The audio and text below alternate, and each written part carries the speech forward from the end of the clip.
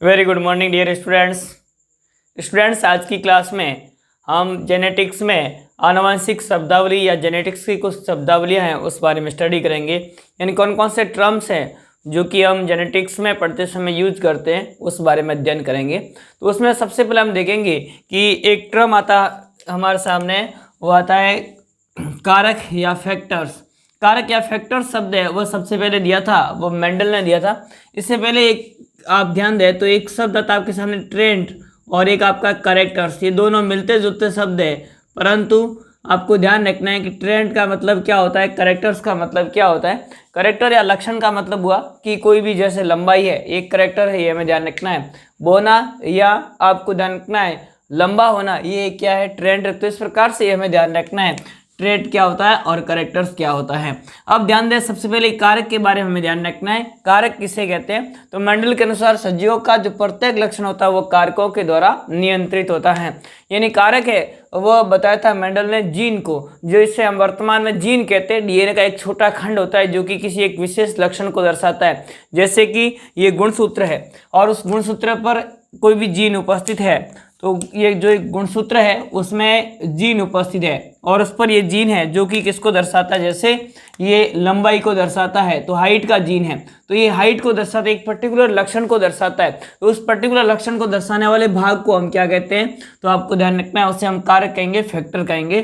तो सजीवों का जो प्रत्येक लक्षण है वो किसके द्वारा नियंत्रित होता है, कारकों के द्वारा नियंत्रित होता है, ये मेंडल ने बताया था। और उसके बाद में जॉनसन ने इसी मेंडल के कारक को जीन कहा था, ये हमें ध्यान रखना है।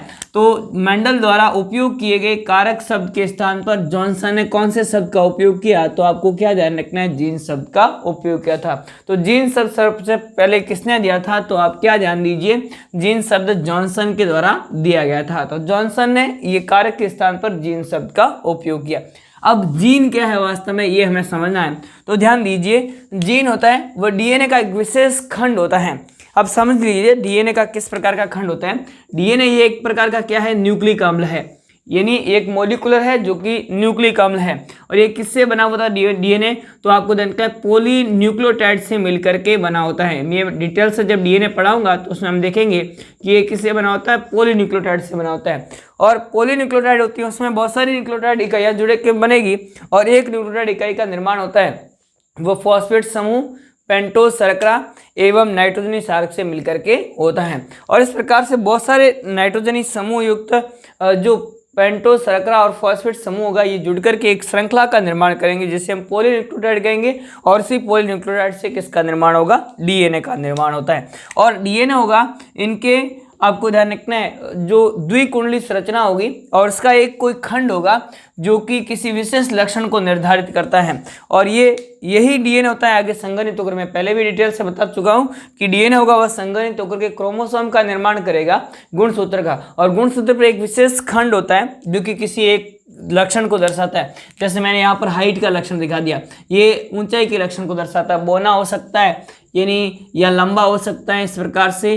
तो इस प्रकार से अलग अलग प्रकार का लक्षण हो सकता है, या दोनों लंबे हो सकते हैं, तो इस प्रकार से हो सकते हैं। तो ये एक क्या करता है, हाइट के लक्षण को दर्शाता है। तो वह डीएनए का खंड जो कि किसी विशेष लक्षण को दर्शाता है, उस डीएनए के खंड को हम क्या कहते हैं, जीन के नाम से जाना जाता है। तो सेकंड शब्दावली हमें ध्यान रखना है, जीन डीएनए अणु का विशेष खंड जो एक विशिष्ट लक्षण की वंशागति एवं अभिव्यक्ति को दर्शाता है।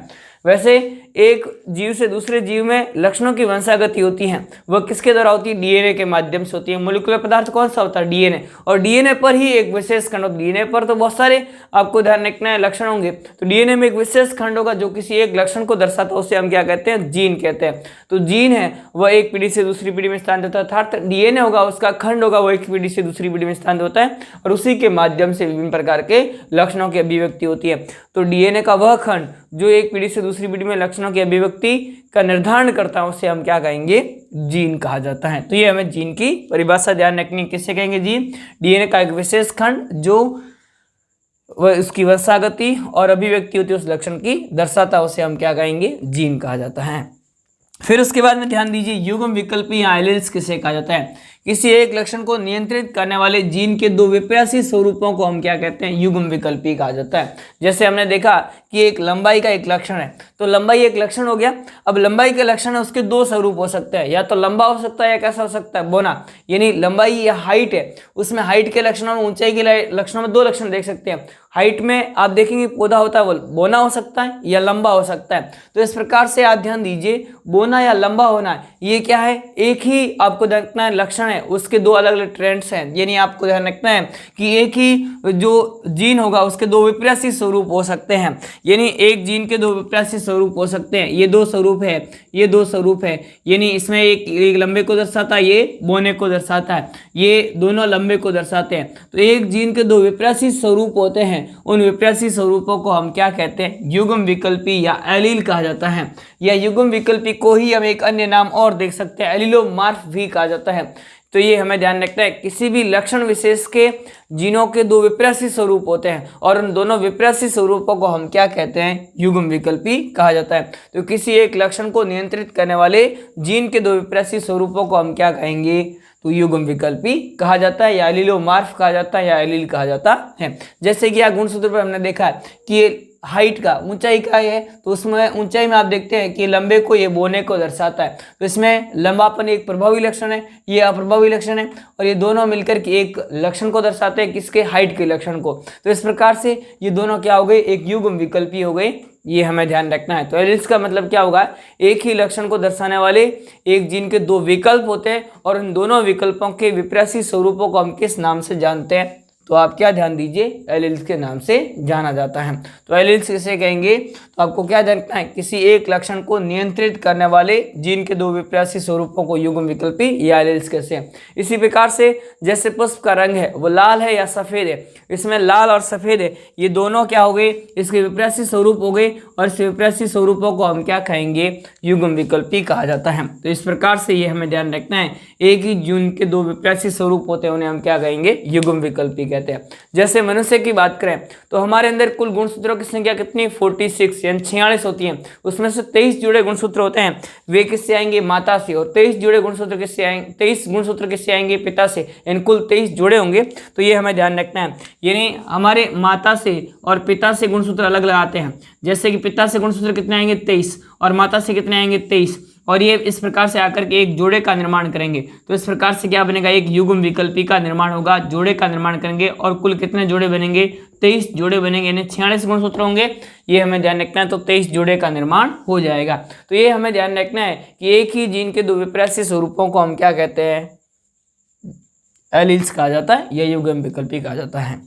फिर उसके बाद में ध्यान दीजिए, समयुग्मजी और विषमयुग्मजी। समयुग्मजी का मतलब क्या हुआ, जब किसी लक्षण को नियंत्रित करने वाले दोनों युग्म विकल्प होते हैं एक समान होते हैं। जैसे उदाहरण के रूप में हाइट को दर्शाने वाले युग्म विकल्प, उसके दोनों विकल्प किस प्रकार के, समान प्रकार के, तो ये क्या हो गए, समयुग्मजी। इसी प्रकार से ये दोनों बोने को दर्शाते हैं, तो ये क्या हो गया, समयुग्मजी। इसी प्रकार से ये रेड कलर के पुष्प को दर्शाता है, तो ये क्या हो गया, समयुग्मजी। यानी आपको क्या ध्यान रखना है, जब किसी लक्षण को नियंत्रित करने वाले जिनके दोनों युग्म विकल्प होते हैं, समान प्रकार के होते हैं, उससे हम क्या कहेंगे, समयुग्मजी कहा जाता है। फिर उसके बाद हमें ध्यान रखना है विषमयुग्मजी, यानी इसमें एक ही लक्षण को दर्शाने वाले जो होते हैं वो आपको रखना, दोनों युग्म विकल्प भी कैसे असमान प्रकार के होते हैं। जैसे कि ये है, ये क्या हो गया, विषमयुग्मजी प्रकार का है। ये हाइट को दर्शाते हैं दोनों, परंतु आपको देखिए एक लंबा और एक बोने को दर्शाता है, तो ये क्या हो गए, विषमयुग्मजी प्रकार के। इसी प्रकार से ये ध्यान रखें, ये किस प्रकार का विषमयुग्मजी। तो ये हमें ध्यान रखना है कि जब किसी लक्षण को नियंत्रित करने वाले जीन के दोनों युग्म विकल्प असमान हो तो उसे हम क्या कहेंगे, विषमयुग्मजी, हेटेरोजाइगस कहा जाता है। जबकि समान प्रकार को तो उसे हम क्या कहेंगे, समयुग्मजी कहा जाता है। अब उसके बाद में ध्यान दीजिए लक्षण प्ररूप के बारे में। किसी जीव के बाह्य प्रतीति, ये जीव होता है उसका बाहर का स्वभाव किस प्रकार का दिखाया जाता है, आकार किस प्रकार का दिखाया जाता है, उसे हम क्या कहेंगे, तो आपको ध्यान रखना है, उसे लक्षण प्ररूप कहा जाता है। यानी लंबा या बोना, ये क्या हो गया, इसकी बाह्य प्रतीति हो गई। तो ये हमें ध्यान रखना है कि जैसे कि इसका आकार कैसा दिखाई देता है, या रंग कैसा है, रूप किस प्रकार का है, ये जो बाहर की ओर हमें दिखाई देते हैं, उन लक्षणों को हम क्या कहेंगे, लक्षण प्ररूप कहा जाता है या फिनोटाइप कहा जाता है। जैसे कि आप ध्यान दीजिए, तो आप ध्यान रखते हैं कि जैसे मैंने लिख दिया ये टी और टी, ये किसको दर्शाता है? लंबेपन को, तो ये लंबा पौधा होगा। इसी प्रकार से मैंने लिख दिया टी और स्मॉल टी, इसमें से कैपिटल टी यानी लंबा का लक्षण है वो प्रभावी है, जबकि बोने जो का लक्षण है वो अप्रभावी है। तो इसमें भी पौधा कैसा होगा? लंबा। इन दोनों परिस्थितियों में पौधा कैसा दिखाई देगा? लंबा। और आप ध्यान दीजिए, तो मैंने लिख दिया स्मॉल टी, स्मॉल टी, इस समय पौधा कैसा होगा? तो आपको ध्यान रखना है, इस समय पौधा होगा वो बोना होगा। तो यहाँ लंबे और बोने का अनुपात कितना? 2:1 है। तो ये 2:1 हमें क्या प्राप्त हो गया? इसका लक्षण प्ररूप प्राप्त होता है। तो किसी भी सजीव की बाह्य प्रकृति या 2:1 हमें क्या दर्शाता है? कि 2 पौधे लंबे हैं और 1 पौधे कैसा है? तो आपको ध्यान रखना बोना है। तो इसमें समयुग्मजी हो सकते हैं, विषम युग्मजी हो सकते हैं। यहाँ समयुग्मजी लंबा था, ये विषम युग्मजी लंबा था, क्योंकि प्रभावी होता है वो दोनों अवस्था में प्रकट होता है, समयुग्मजी अवस्था में भी और विषम युग्मजी अवस्था में। इस कारण से पौधा कैसा दिखा देता है? लंबा। जबकि यहाँ पर कैसा दिखता है? बोना। तो बोना और लंबे का अनुपात कितना? 2:1, यानी लक्षण प्ररूप अनुपात हमें क्या प्राप्त होगा? 2:1 प्राप्त होता है। इसमें से 2 पौधे हमें कैसे दिखाई देंगे? लंबे, और 1 पौधा कैसा दिखाई देगा? बोना। तो ये क्या है? बाह्य प्रकृति है, यानी हाइट के आधार पर हम उसका निर्धारण करते हैं कि किस प्रकार के पौधे हैं। तो ये हमें क्या दिखाई देता है? लक्षण प्ररूप। अब देखो अगला हमें ध्यान रखना है किसके बारे में? जीन प्ररूप या जीनोटाइप के बारे में। जीन प्ररूप या जीनोटाइप का मतलब क्या हुआ? उसकी जीनी संरचना किस प्रकार की है।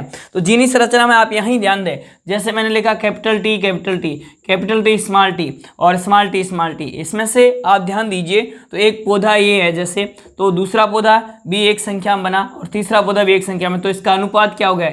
1:1 है। यानी उसकी आनुवंशिक संरचना को दर्शाते हैं, उनकी आंतरिक संरचना या आनुवंशिक रचना को दर्शाने वाले जो लक्षण प्ररूप होते हैं उन्हें हम क्या कहते हैं? जीन प्ररूप कहा जाता है या जीनोटाइप कहा जाता है। तो जीनोटाइप का मतलब क्या हुआ? उसकी जीनी संरचना को दर्शाते हैं, उनकी आनुवंशिक रचना रूप कहते हैं। यहाँ देखो ध्यान दे, तो यहाँ पे किस प्रकार के समयुग्मजी लंबे हैं, यहाँ किस प्रकार के विषम युग्मजी लंबे हैं, और यहाँ आप ध्यान दीजिए तो आपको ध्यान रखना है समयुग्मजी बोने हैं। तो ये लक्षण हो गए, ये आपको ध्यान रखना है किसको दर्शाते हैं? जीन प्ररूप या जीनोटाइप को दर्शाते हैं। किसी सजीव की आनुवंशिक रचना को दर्शाने वाले प्रारूप होता है उसे हम क्या कहते हैं? जीन प्ररूप कहा जाता है। अगला ध्यान दीजिए प्रभावी लक्षण। प्रभावी लक्षण और अप्रभावी लक्षण का मतलब क्या है? ध्यान दीजिए, तो मैं यहाँ समझेंगे कि जैसे कि मैंने 2 भिन्न विपरीत लक्षणों वाले एक पौधे है उसका बीच में संकरण करवाया, जैसे कि एक लंबे पौधे और एक बोने पौधे के बीच में मैंने संकरण करवाया। तो संकरण का जो युग्मक बनेंगे, युग्मक बनते तो आधे बनेंगे, इस प्रकार से ये बन गया। अब बनने के बाद में इनमें हमने संकरण करवाने के फलस्वरूप जो F1 पीढ़ी हमें प्राप्त हुई, F1 पीढ़ी जो हमें प्राप्त हुई, उस F1 पीढ़ी में कैसे पौधे प्राप्त हुए? संकर पौधे प्राप्त हुए। और इस संकर पौधों में ये पौधे कैसे दिखाई देते? लंबे। ये पौधे कैसे दिखाएंगे? लंबे। तो इस प्रकार से लंबे दिखाई देते हैं। तो इसमें लंबेपन का कौन सा लक्षण कैसा हो गया? प्रभावी हो गया, जबकि बोनेपन का लक्षण कैसा हो गया? अप्रभावी। तो यहाँ आप समझिए, वह लक्षण जो F1 पीढ़ी में प्राप्त होता है, अभिव्यक्त होता है, उसे हम क्या कहते हैं? तो वह लक्षण जो F1 पीढ़ी में प्रकट होगा, यानी लंबे का लक्षण प्रकट हो रहा है और F1 पीढ़ी में जो लक्षण प्रकट होता है उसे हम प्रभावी लक्षण कहेंगे। और वह लक्षण जो F1 पीढ़ी में अभिव्यक्त नहीं होता है, ये हमें ध्यान रखना है, जैसे बोनेपन का लक्षण यहाँ पर प्रकट नहीं हो रहा है, तो ये कैसा लक्षण हो गया? अप्रभावी लक्षण हो गया। तो आपको ध्यान रखना है, किसी एक लक्षण के 2 विपरीत स्वरूप वाले पौधों के बीच में संकरण करवाया जाता है, तो संकरण के फलस्वरूप जो लक्षण जो F1 पीढ़ी में प्रकट होता है, अभिव्यक्त होता है, पौधा उसके समान दिखाई देता है, उसे हम क्या कहेंगे? प्रभावी लक्षण कहेंगे। और वह लक्षण जो F1 पीढ़ी में प्रकट नहीं होता है, नहीं दिखाई देता, उसे हम क्या कहेंगे? अप्रभावी लक्षण कहा जाता है। तो ये पेरेंट जनरेशन हो गई, पेरेंट जनरेशन से F1 जनरेशन प्राप्त हुई है। F1 पीढ़ी के अंदर जो लक्षण लंबेपन का दिखाई दे रहा है प्रभावी हो गया, और बोनेपन का लक्षण कैसा हो गया? अप्रभावी हो गया। तो ये हमें ध्यान रखना है। अब ध्यान दीजिए, अगला हमें ध्यान रखना है जनक पीढ़ी के बारे में। जनक पीढ़ी का मतलब क्या हुआ? कि संकरण करवाने के लिए जो पीढ़ी होती है, संतति प्राप्त करने जिन पीढ़ियों का उपयोग किया जाता है जनक के रूप में, उसे हम क्या कहेंगे? जनक पीढ़ी कहा जाता है। तो संतति प्राप्त करने के लिए जिन पौधों का संकरण करवाया जाता है उसे हम जनक पीढ़ी कहते हैं। तो जनक पीढ़ी का मतलब हम प्रारंभिक रूप से किन पौधों का संकरण करवाने के लिए उपयोग में लेते हैं, उन्हीं पौधों को हम क्या कहेंगे? जनक पीढ़ी या पेरेंट्स पीढ़ी कहा जाता है। तो ये हमें ध्यान रखना है। अब उसके बाद में ध्यान दीजिए F1 पीढ़ी। F1 पीढ़ी का मतलब क्या हुआ? दो जनकों से उत्पन्न जो प्रथम संतति होती है, ये तो पेरेंट्स थे, इन पेरेंट्स से जो प्रथम संतति उत्पन्न हुई उसे हम क्या कहेंगे, F1 पीढ़ी कहेंगे। F1 पीढ़ी का फिर से हम संकरण करवा देते हैं अगली पीढ़ी में। अगली पीढ़ी में संकरण करवाने के बाद में हमें नेक्स्ट अगली पीढ़ी प्राप्त होगी, उसे हम क्या कहेंगे, F2 पीढ़ी कहा जाता है। तो F1 पीढ़ी के संकरण से प्राप्त होगी उसे हम F2 पीढ़ी कहेंगे, जबकि जो पेरेंट्स पीढ़ी होती है उनसे संकरण कराने से प्रथम जो संतति प्राप्त उसे हम F1 पीढ़ी कहते हैं। तो ये हमें ध्यान रखना है। F1 पीढ़ी का मतलब क्या हुआ, दो जनकों के संकरण से उत्पन्न प्रथम संतति होती है उसे हम F1 पीढ़ी कहेंगे, जबकि F2 पीढ़ी किसे कहें, F1 पीढ़ी के संकरण से प्राप्त संतति उसे हम F2 पीढ़ी कहा जाता है। तो ये हमें ध्यान रखना है। अब उसके बाद में हमारे सामने एक वर्ड आता है संकरण या हाइब्रिडाइजेशन किसे कहते हैं। जब दो विपरीत लक्षणों वाले जीवों के बीच में क्रॉस से प्राप्त संतति होती है, संतति प्राप्त की जाती है, उसे हम क्या कहेंगे, संकर कहते हैं। तो आप ध्यान दीजिए, दो विपरीत लक्षणों वाले जीवों के बीच क्रॉस से प्राप्त संतति को हम संकर कहते हैं, हाइब्रिड कहते हैं। और हाइब्रिड प्राप्त करने की प्रक्रिया होती है उसे हम हाइब्रिडाइजेशन या संकरण कहा जाता है। तो आप ध्यान दीजिए, दो विपरीत लक्षणों वाले पौधों के बीच में क्रॉस करवाने की प्रक्रिया होती है उसे हम संकरण कहते हैं। ये हमें ध्यान रखना है। अब संकरण होता है वो अलग अलग प्रकार का हो सकता है। एक संकर संकरण हो सकता है, द्विसंकर संकरण हो सकता है, त्रिसंकर संकरण हो सकता है, या बहुसंकर संकरण हो सकता है। एक संकर संकरण का मतलब क्या हुआ, जब हम एक लक्षण को लेकर के एक विपरीत लक्षण, जैसे कि यहाँ पर हमने लंबेपन का लक्षण लिया है, बौनेपन का और लंबेपन का नहीं, हाइट का लक्षण लिया है, हाइट का लक्षण लेकर के और पौधे का संकरण करवाते हैं, क्या कैसा संकरण कहलाया, एक संकर संकरण कहलाता है। यानी एक विपरीत लक्षण या एक जोड़ी विपरीत लक्षणों को लेकर के और जब संकरण करवाया जाता है तो उसे हम एक संकर संकरण कहते हैं। द्विसंकर संकरण का मतलब क्या हुआ, दो जोड़ी विपरीत लक्षणों को लेकर के और हम संकरण करवाते हैं तो उसे हम द्विसंकर संकरण कहते हैं। जैसे कि किसी पौधे में बीज का रंग है उसको लिया और पुष्प के रंग को लिया, तो बीज और पुष्प के रंग को ले लिया तो ये क्या हो गया, द्विसंकर संकरण हो गया। इसी प्रकार से हमने बीज के आकृति के बारे में लिया और बीज चोल के रंग के बारे में लिया, तो ये एक जोड़ी विपरीत लक्षण, दो जोड़ी विपरीत लक्षण हो गए, और दो जोड़ी विपरीत लक्षणों को लेंगे तो उसे हम क्या कहेंगे, द्विसंकर संकरण कहते हैं। यदि तीन जोड़ी विपरीत लक्षणों को लेकर के और संकरण करवाया जाता है तो उसे हम त्रिसंकर संकरण कहते हैं। और यदि तीन से अधिक बहुत सारे लक्षणों को एक साथ लेकर के और उनके वंशागति का अध्ययन किया जाता है, उनके संकरण का अध्ययन किया जाता है तो उसे हम क्या कहेंगे, बहुसंकर संकरण कहा जाता है। तो ये इस प्रकार से हमें ध्यान रखना है, एक संकर संकरण किसे कहते हैं, द्विसंकर संकरण किसे कहते हैं, त्रिसंकर संकरण किसे कहते हैं, और बहुसंकरण संकर किसे कहते हैं। अब उसके बाद में कुछ शब्द और हमारे सामने आते हैं। एक आपके सामने वर्ड आता है व्युत्क्रम क्रॉस, दूसरा आता है वह आपको ध्यान रखना है, एक आएगा आपके सामने व्युत्क्रम क्रॉस, एक आपके सामने वर्ड आता है वो आता है पक्ष संकरण या पूर्व संकरण, और एक आपके सामने वर्ड आता है वो आपको ध्यान रखना है पक्ष संकरण के बाद में परीक्षण क्रॉस या टेस्ट क्रॉस जिसे हम कहते हैं, परीक्षण क्रॉस या टेस्ट क्रॉस। ध्यान दीजिए, इन तीनों वर्डों को हम समझ लेते हैं। जैसे कि मैंने एक पौधे को लिया, ये लंबा पौधा है और ये एक बोना पौधा है, ये हमें लिया, और इस पौधे को लेने के बाद ये पेरेंट जनरेशन है। अब उससे युग्मक बनेंगे और युग्मक इस प्रकार से बनेंगे, उससे हमें F1 पीढ़ी प्राप्त होती है, F1 पीढ़ी प्राप्त हो जाती है। अब F1 पीढ़ी प्राप्त होने के बाद में यदि इस F1 पीढ़ी का संकरण है वह इसके जनकों से में से किसी भी एक जनक के साथ करवाता हूँ, इन जनकों में से किसी भी एक जनक के साथ करवाता हूँ तो उसे हम क्या कहते हैं, पक्ष संकरण कहा जाता है, उसे हम क्या कहेंगे, पक्ष संकरण कहा जाता है। तो आप क्या ध्यान दीजिए कि इन दोनों में से यानी F1 पीढ़ी का संकरण उसकी जनक पीढ़ी के किसी भी एक से करवाते हैं, या तो इससे करवाओ या इससे करवाओ, तो उसे हम क्या कहेंगे, पक्ष संकरण कहा जाता है। क्लियर हो गया। अब दूसरा ध्यान दीजिए, दूसरा हमारे सामने आता है परीक्षण क्रॉस। यदि मैं केवल अप्रभावी समयुग्मजी से करवाता हूं, क्योंकि अप्रभावी कब प्रकट होगा, केवल समयुग्मजी अवस्था में होता है, समयुग्मजी अप्रभावी से करवाता हूं तो उसे हम क्या कहेंगे, परीक्षण क्रॉस या टेस्ट क्रॉस कहा जाता है। तो ये हमें ध्यान रखना है कि यदि F1 पीढ़ी से प्राप्त होने वाले संतति का मैं क्रॉस है वह अप्रभावी समयुग्मजी के साथ ही वापस करवाता हूं तो उसे हम क्या कहेंगे, परीक्षण क्रॉस या टेस्ट क्रॉस कहा जाता है। तो परीक्षण क्रॉस या टेस्ट क्रॉस किसे कहेंगे, तो उसमें एक वर्ड आपको वेरी इंपॉर्टेंट ध्यान रखना है, वो ये ध्यान रखना है, अप्रभावी समयुग्मजी जो है उस जनक के साथ में F1PD का संकरण करवाया जाता है तो उसे हम क्या कहेंगे, परीक्षण क्रॉस या टेस्ट क्रॉस कहा जाता है। और उसके बाद में अगला आता है व्युत्क्रम क्रॉस। व्युत्क्रम क्रॉस का मतलब क्या होता है, तो आपको क्या ध्यान रखना है, इस प्रकार का क्रॉस जिसमें जैसे पहली बार मैंने यहाँ पर ये मादा के रूप में लिया और इसको मैंने किस रूप में लिया, नर के रूप में, तो अगली बार मैं इसे किस रूप में लूंगा, नर के रूप में, और इसे किस रूप में लूंगा, मादा के रूप में। तो आप ध्यान दीजिए, एक बार जब पेरेंट जनरेशन है उसका संकरण करवाने के लिए माता के रूप में जिसको उपयोग लिया वो अगली बार पिता के रूप में उपयोग लेंगे, और जिसको पिता के रूप में उपयोग लिया था उसको माता के रूप में उपयोग लेंगे। तो इस प्रकार के संकरण को हम क्या कहते हैं इस प्रकार के संकरण को हम व्युत्क्रम क्रॉस कहते हैं।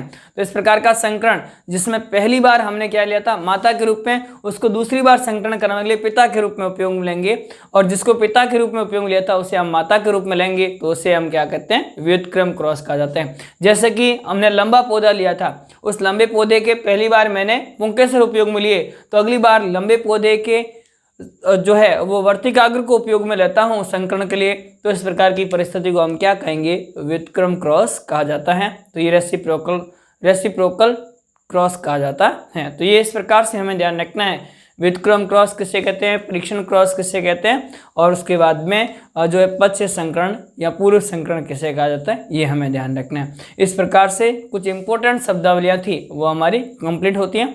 नेक्स्ट अगली क्लास में चर्चा करेंगे हम एक संकरण के बारे में। तब तक के लिए धन्यवाद, थैंक यू।